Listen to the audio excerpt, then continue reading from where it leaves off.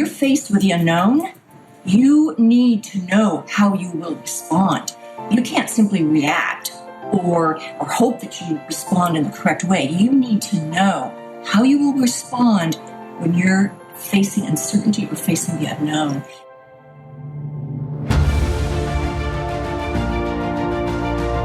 Hello and welcome to the Daily Helping with Dr. Richard Schuster. Food for the brain, knowledge from the experts, tools to win at life. I'm your host, Dr. Richard. Whoever you are, wherever you're from, and whatever you do, this is the show that is going to help you become the best version of yourself.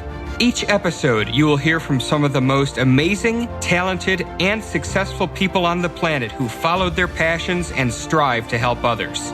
Join our movement to get 1 million people each day to commit acts of kindness for others. Together, we're going to make the world a better place. Are you ready? Because it's time for your Daily Helping. Thank you for listening to this week's episode of the Daily Helping with Dr. Richard Schuster. Food for the brain, knowledge from the experts, tools to win at life. I'm your host, Dr. Richard, and I'm really excited about this episode's guest, and she has such a fascinating background. LaRae Quy was an undercover and counterintelligence FBI agent for 24 years. She exposed foreign spies and recruited them to work for the U.S. government.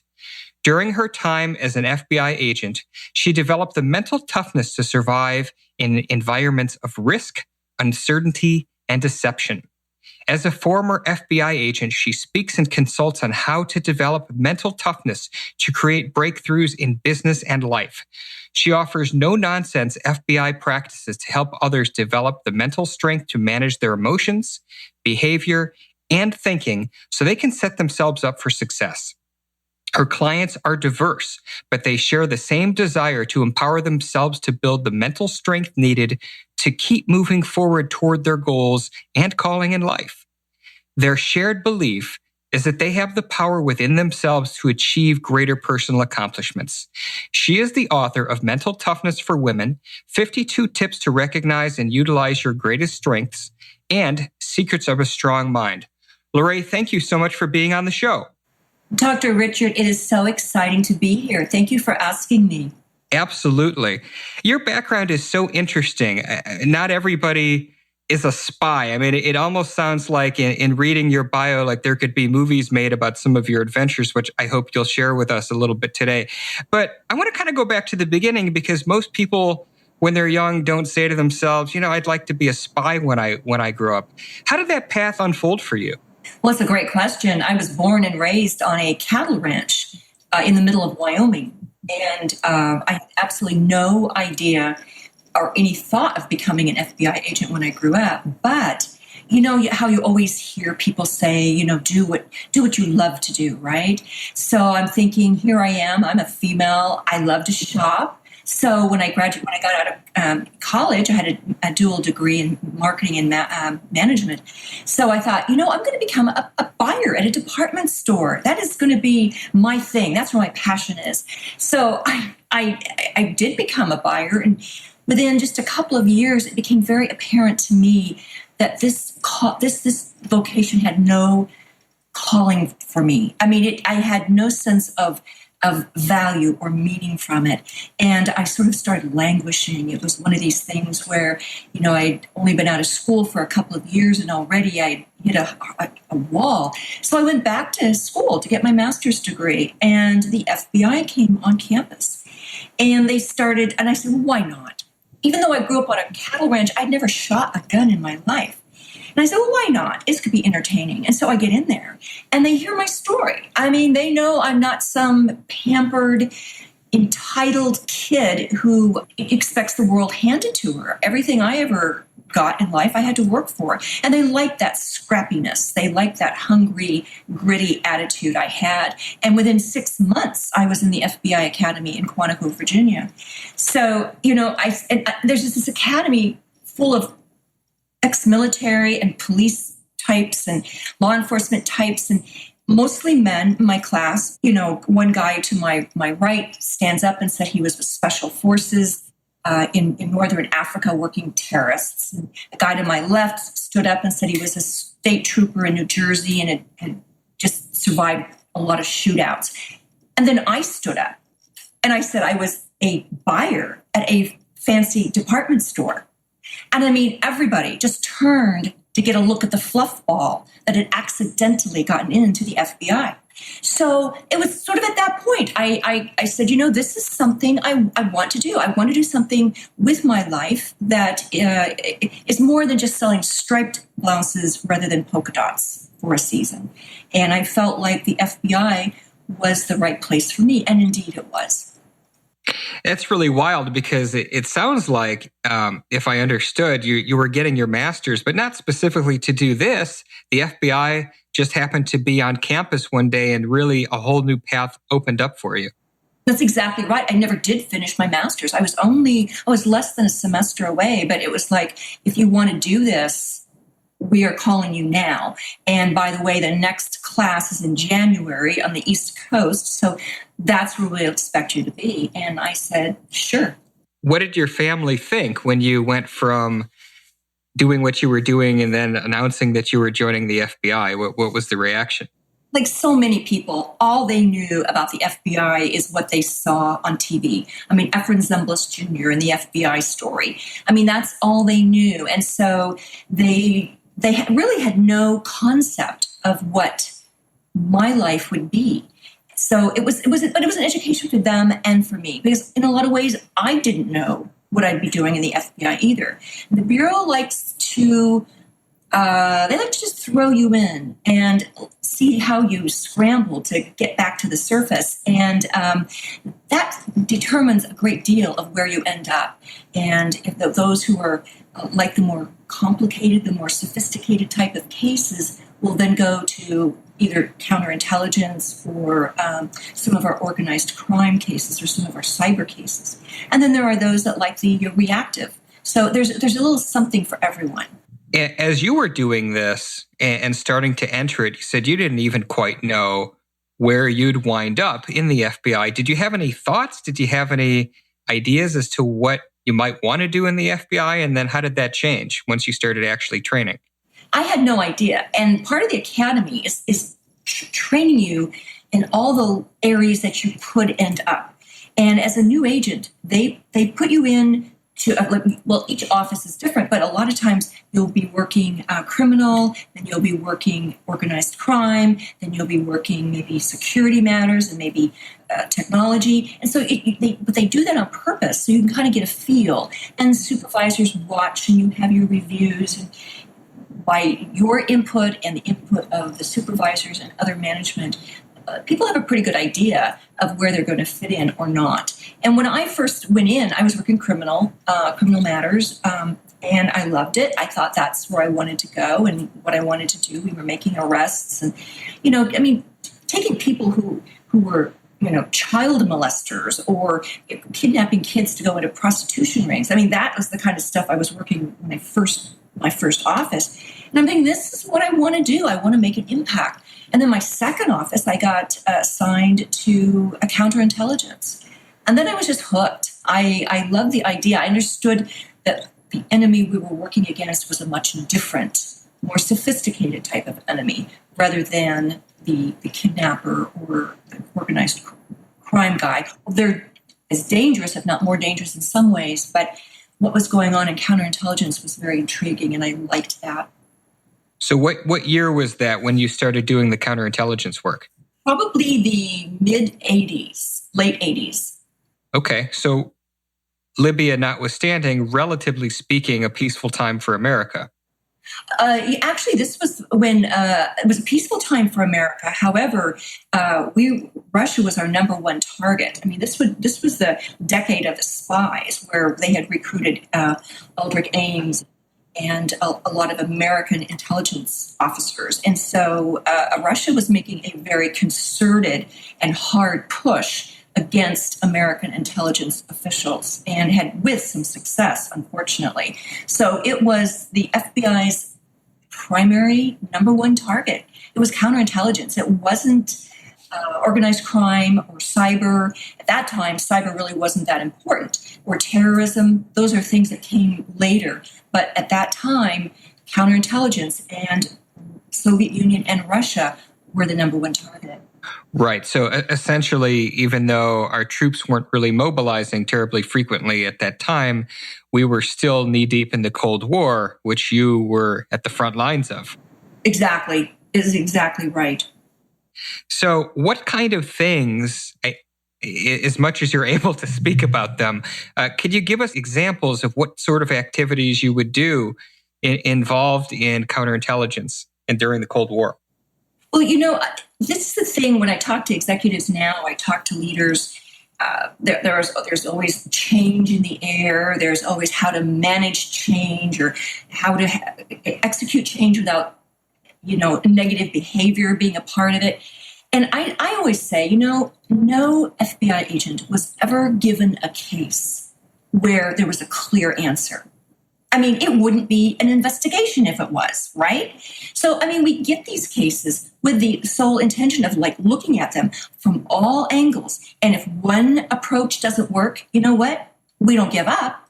We try something else. And I could give a good example if you want me to do that about, it wasn't counterintelligence, but it was when I was working against criminal matters in my first office. Sure, please.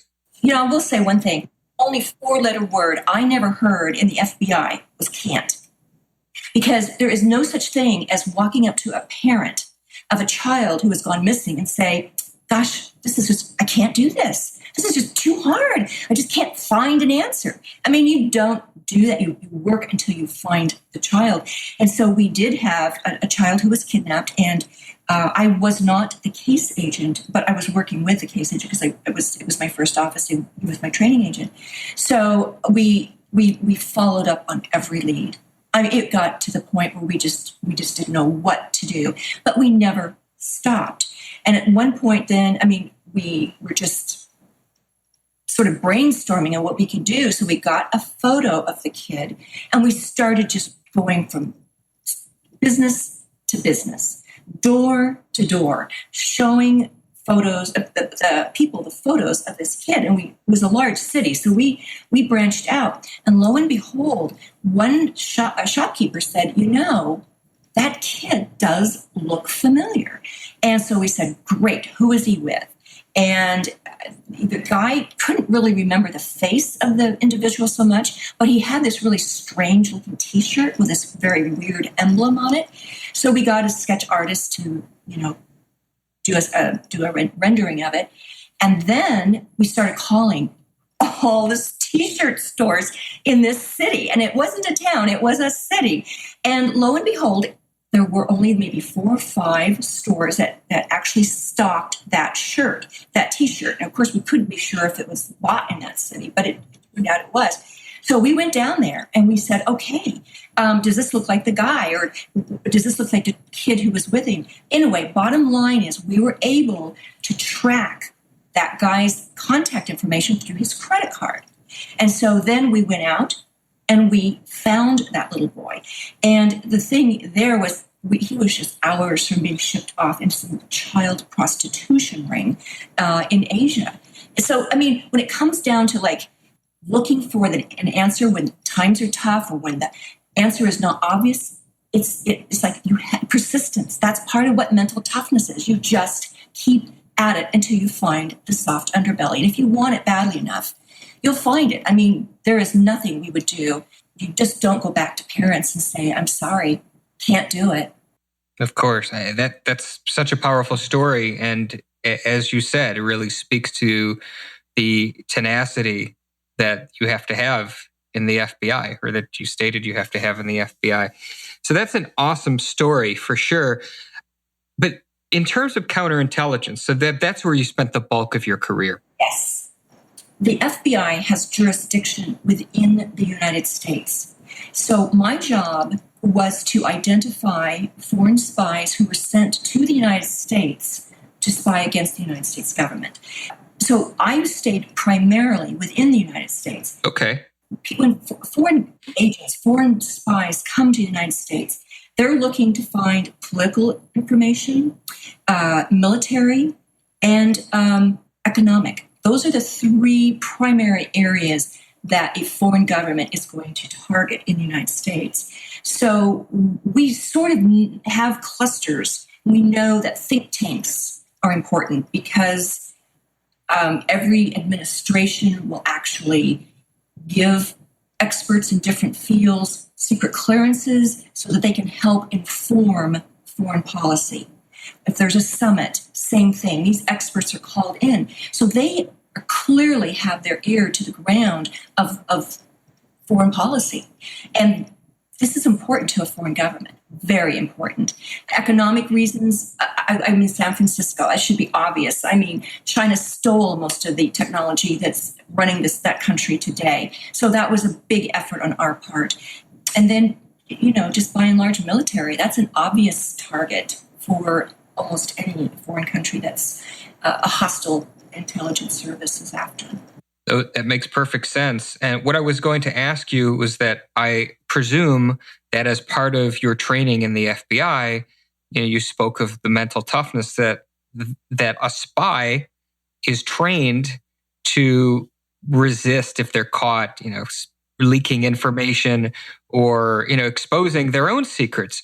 So if you identify a foreign agent, how did you go about not only getting them or identifying them, I should say, but how do you go about then getting them to come over to our side? How did that happen? That's a long process. And these cases I worked on were several years in the making. So you're right. Foreign spies do not come with a rubber stamp that indicates that they are a foreign intelligence officer. So in the United States, in most countries, this is pretty much worldwide, a lot of hostile intelligence officers, that's what we call them, hostile intelligence officers, will come in through the diplomatic circuit. Because as a diplomat, they cannot be arrested for anything. I mean, they could shoplift, they can do anything. They cannot be arrested because they have diplomatic immunity. So they like taking advantage of that. If they get caught, they're not going to be arrested. They're simply going to be sent back to whatever country they came from, and persona non grata, PNG, which means they can never come back.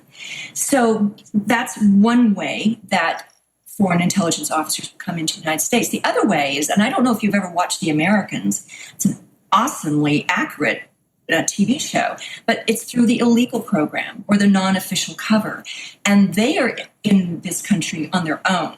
So they are much harder to identify simply because we don't know. I mean, they come in, they have no accent, they have a legend or a history of backstopping that is, unless you looked at it very closely, no one would ever know. So those are the two ways that the intelligence officers will come into this country. So I worked primarily against those attached to diplomats because that's where most of them are.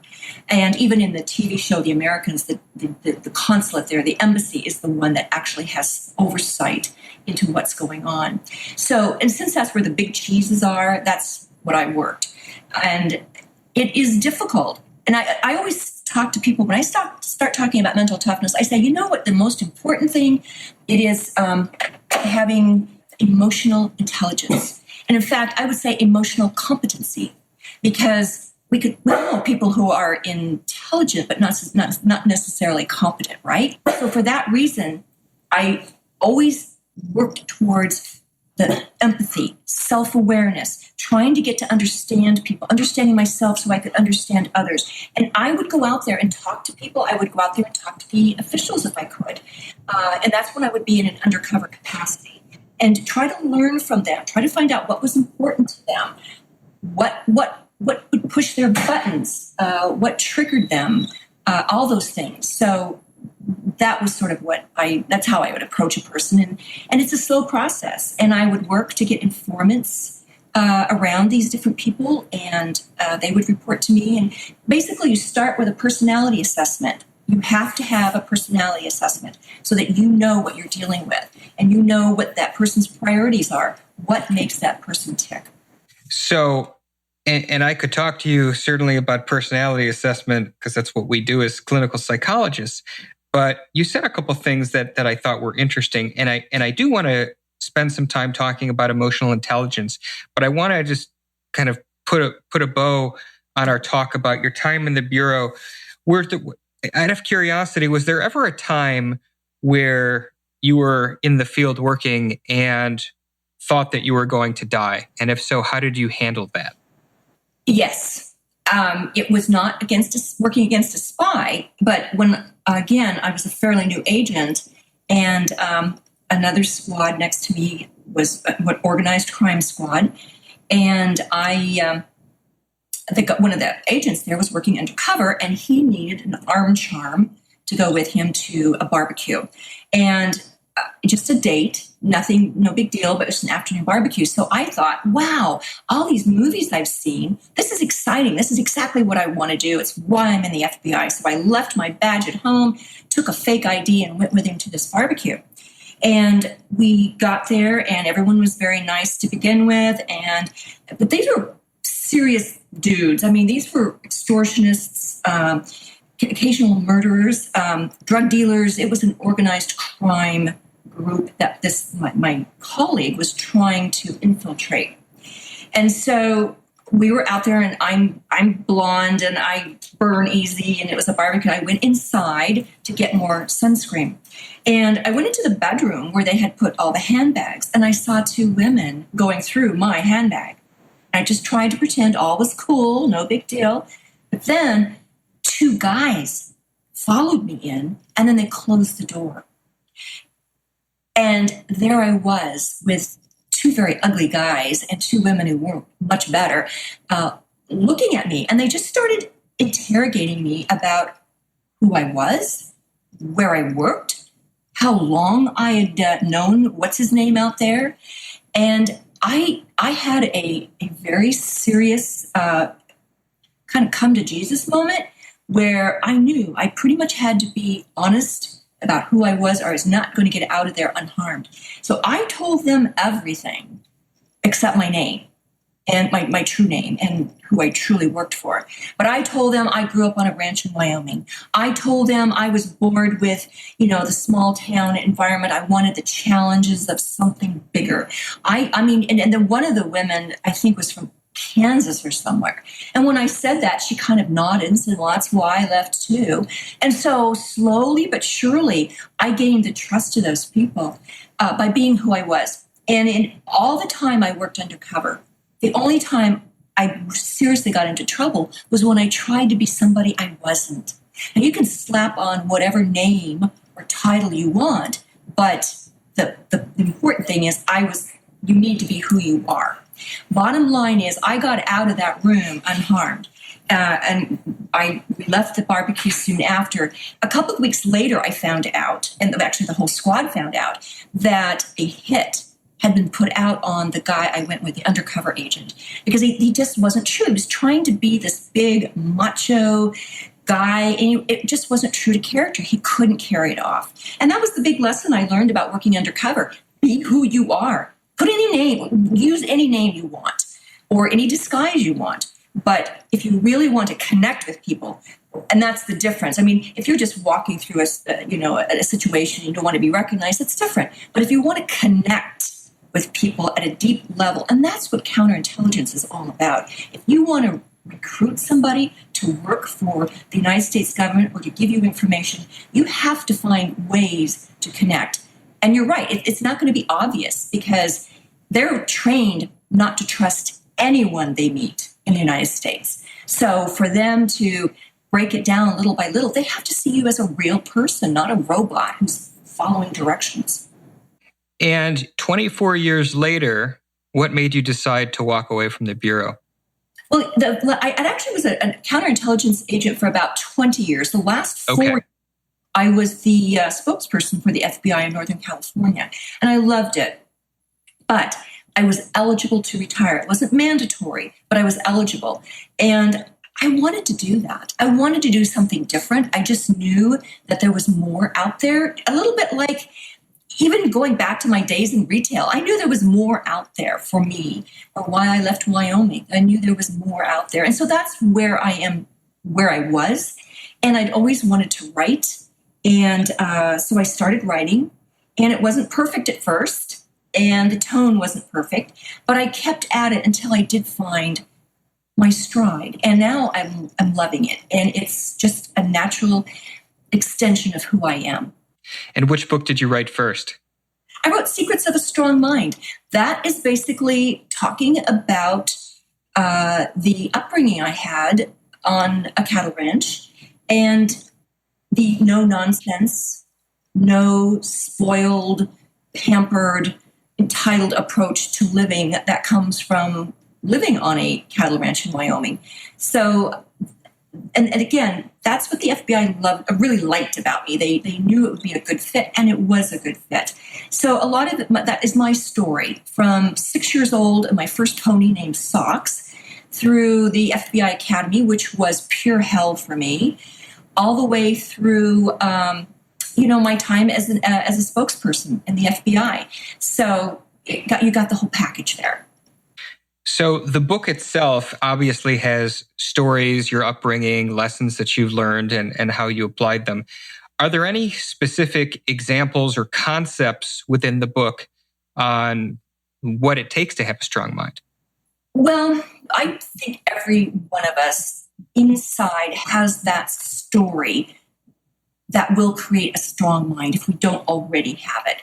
And the real challenge is to excavate the significance of our own stories and our own experiences so that we know how to come out on top when times get tough and when things don't go according to plan.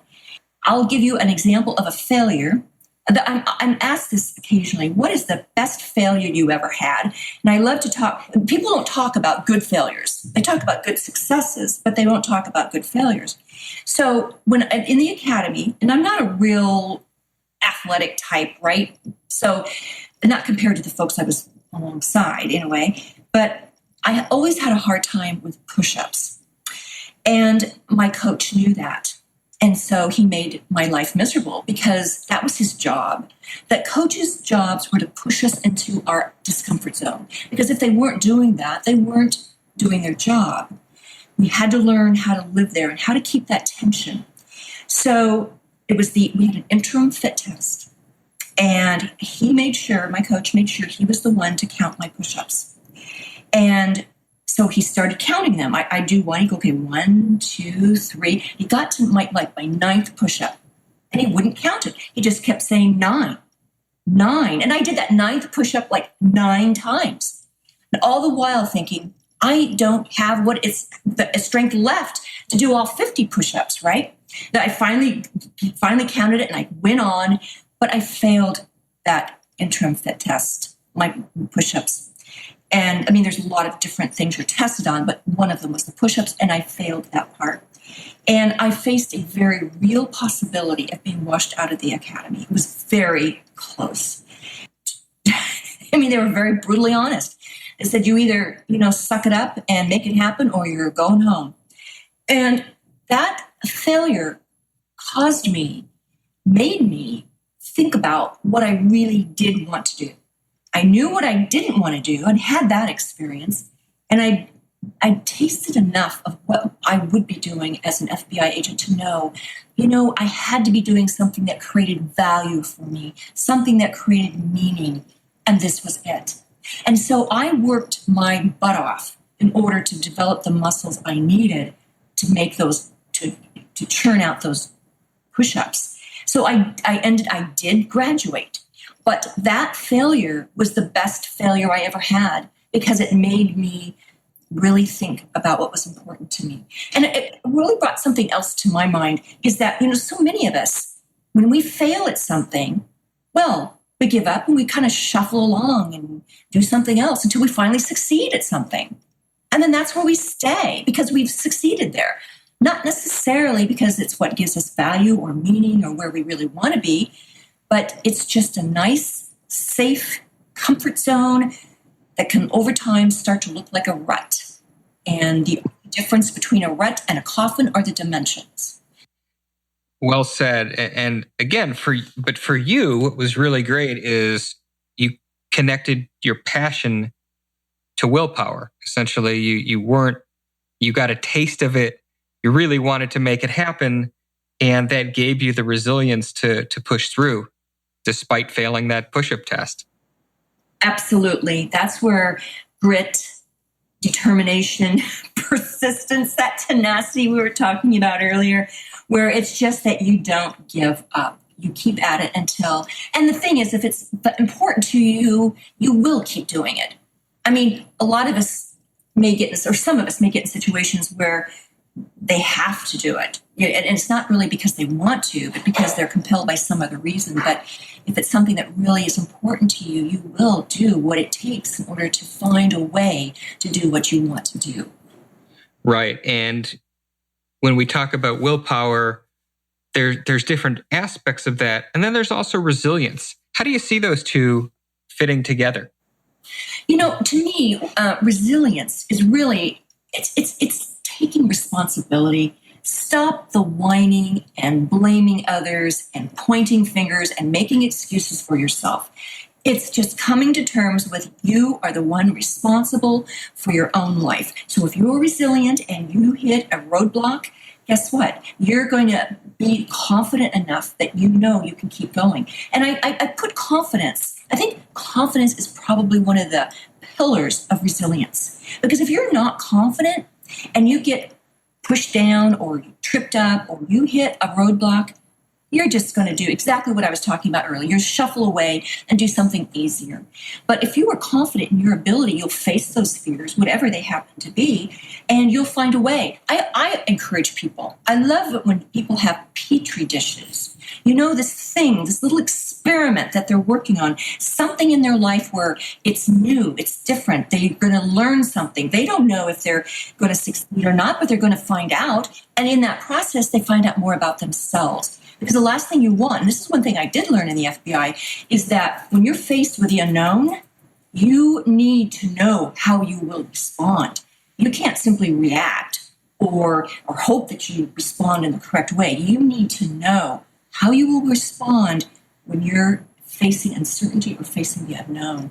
And so with resilience, I think building the confidence, going into those discomfort zones, like my coach, that was their job. It would have been tempting to just dislike them so much, and maybe at some level I still do, but I know that was their job.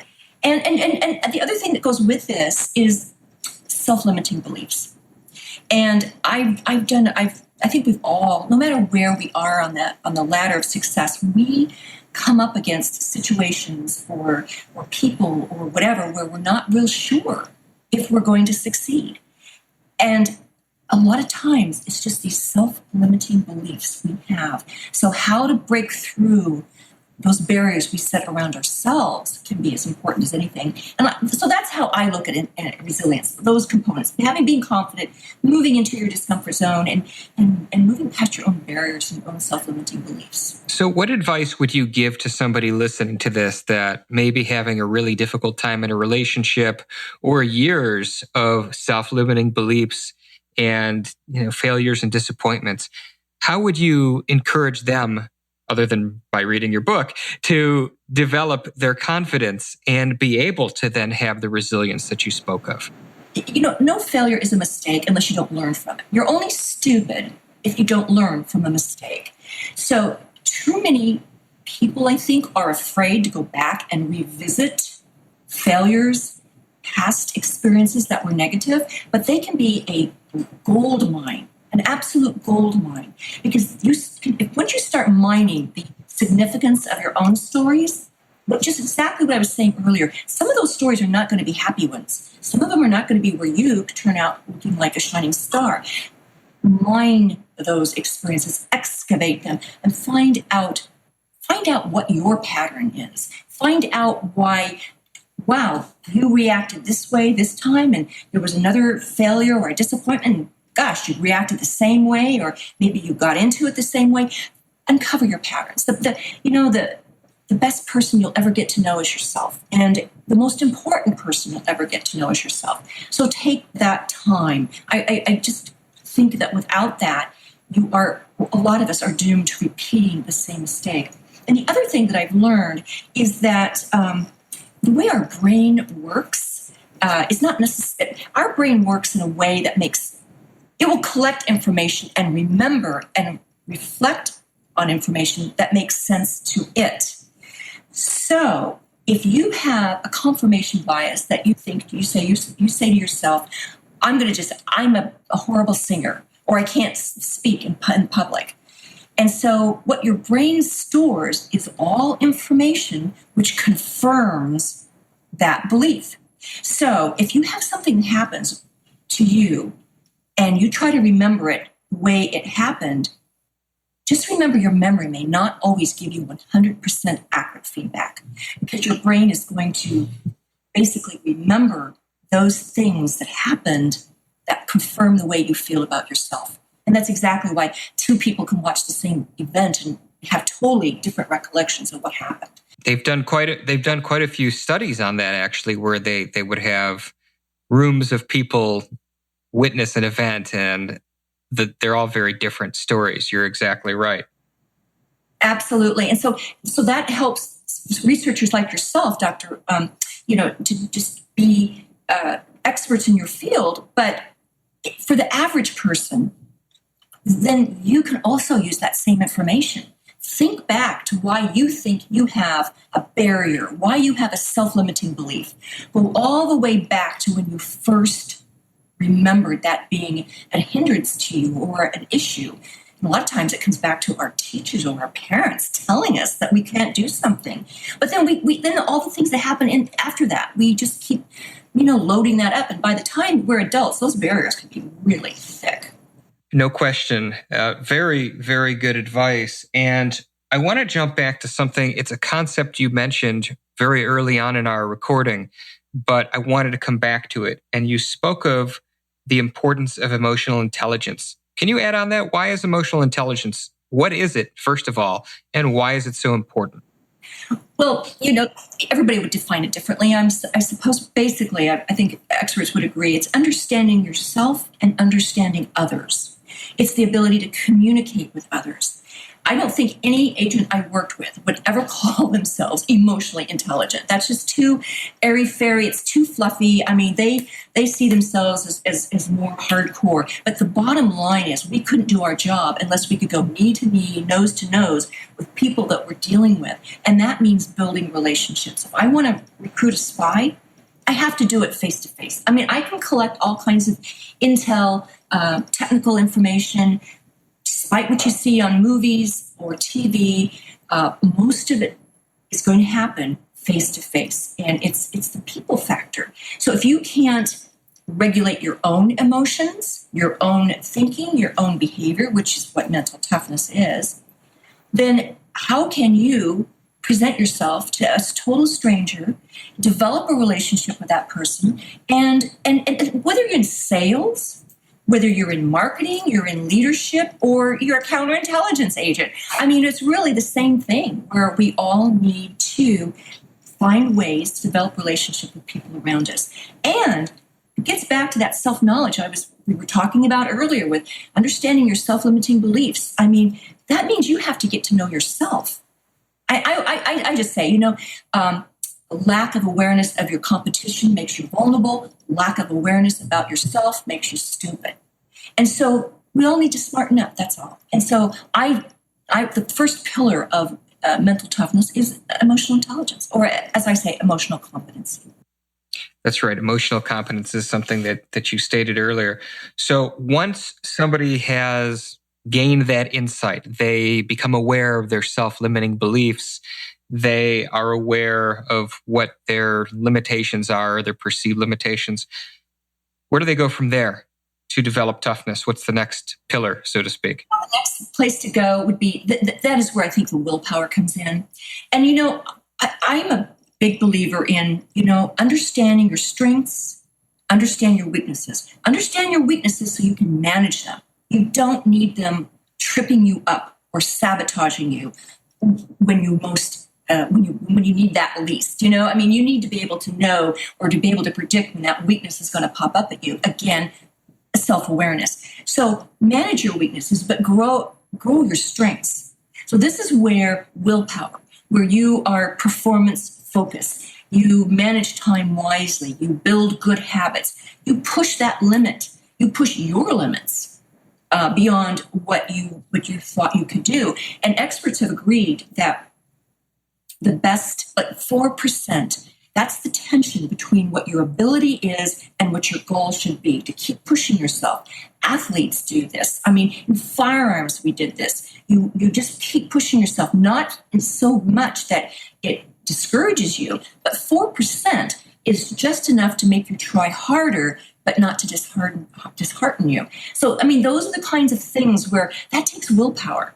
I mean, that is a focus on where your strengths are and where you're going. You understand where your self-limiting beliefs may be, but you're moving forward. You have the grit and the determination to keep moving forward. So we've got the emotional intelligence / emotional competence. We've got the resilience factor. What's the next pillar? Then we have willpower.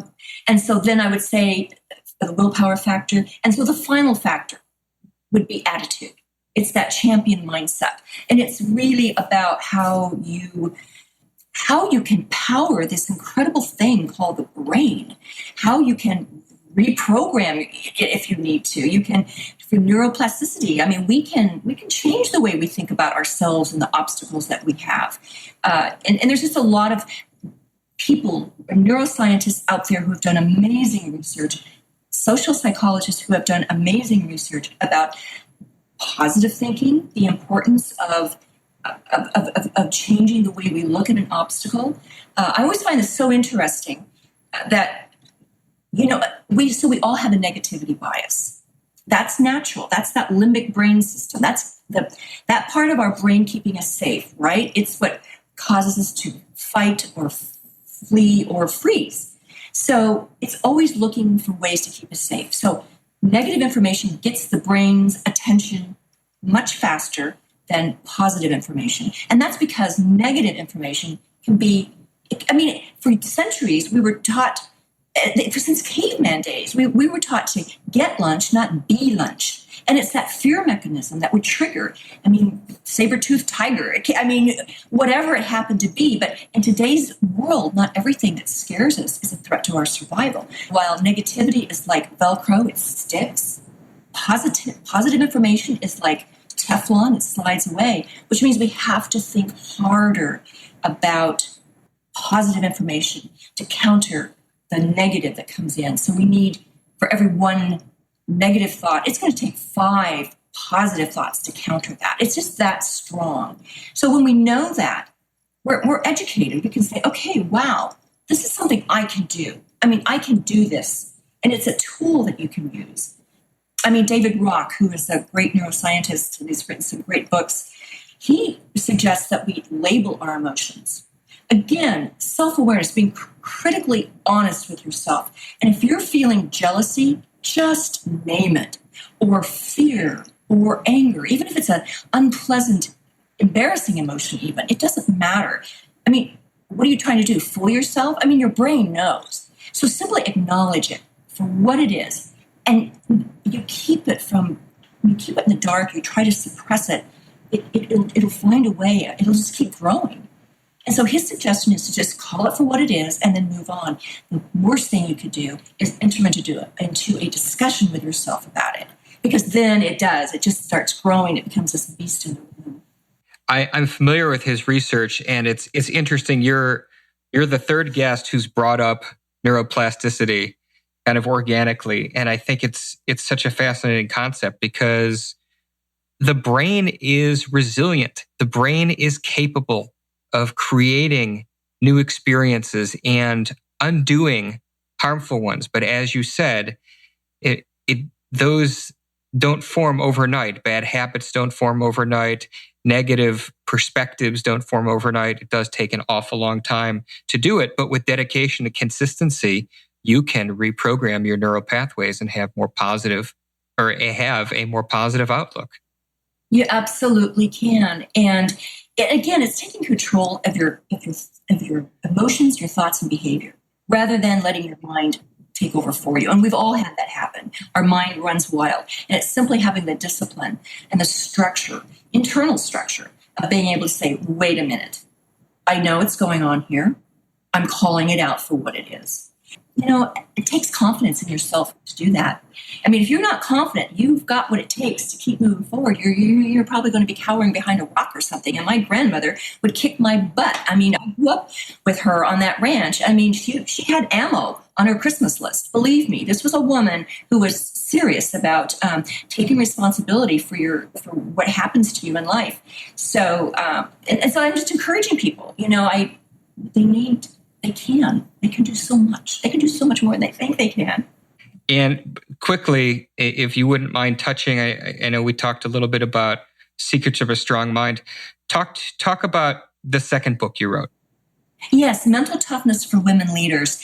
And that is short chapters, 52 tips. It's for men and women. Basically, Dr. Richard, I'd be curious to see what you have to say about this, but the more research I do, the less difference I can find between men's minds and women's minds. I mean, there are some differences. I think we find that women can switch between tasks more quickly, but neither can multitask. Women tend to stay in that part of the brain when there's empathy, where men's brains tend to want to go towards finding a solution. But by and large, our brains are the same. So this is a book for both men and women. And I do marry a lot of neuroscience and social psychology in this book to just talk about, why we can't multitask, why women aren't better at multitasking than men are, even though they think they are. And they're just being told a lie and they're buying into it, which is sort of dangerous. So that's the kind of thing with this book. And it's a great read for both men and women. Outstanding. And we're getting close to the end of the show here. Where can people find you? Oh, with a name like mine, all you have to do is type me in. There aren't any others. It's LaRaeQuy.com. So www.LaRaeQuy.com. My Twitter handle is @LaRae Quy. Facebook is Mental Toughness Center. It's not my name there. It's Mental Toughness Center on Facebook, my page. And then on LinkedIn, I'd love to see you there. Again, it's my name. So, or Google Plus, or I don't know if I've forgotten anything, but those are sort of my main platforms. Perfect. And we will link to those in the show notes and in the Daily Helping app, as well as have your books in our resources as well. And before we wrap up, though, as you know, with every guest that comes on, I like to ask them the biggest helping, and that is, what is the biggest single most important piece of information? If anybody could walk away with listening to this, what would you want somebody to take away? I want them to understand that mental toughness is believing that you will prevail in your circumstances rather than believing your circumstances will change. Now, they can change. Sometimes they do, and sometimes they don't. And I'm sure a lot of your listeners and a lot of your clients, Dr. Richard, are in situations where it's up to them to make the change. But that's the situation where you can prevail. You have what it takes in order to prevail in your circumstances. Outstanding. Thank you so much. And again, all of LaRae's information, her books, will be available in the show notes on the website and in our app. Really encourage everybody to check them out. And thank you so much, LaRae, for being on the show. And thank each and every one of you who took the time to tune in and listen today. If you like what you heard, go subscribe to the show on iTunes or in the Google Play Store if you're on Android. That's what helps other people find out about this show. Thanks again. And as always, go ahead and do something nice for somebody. Do something special for somebody else. Even if you don't know them, post it in your social media feeds using the hashtag #MyDailyHelping, because the happiest people are those that help others.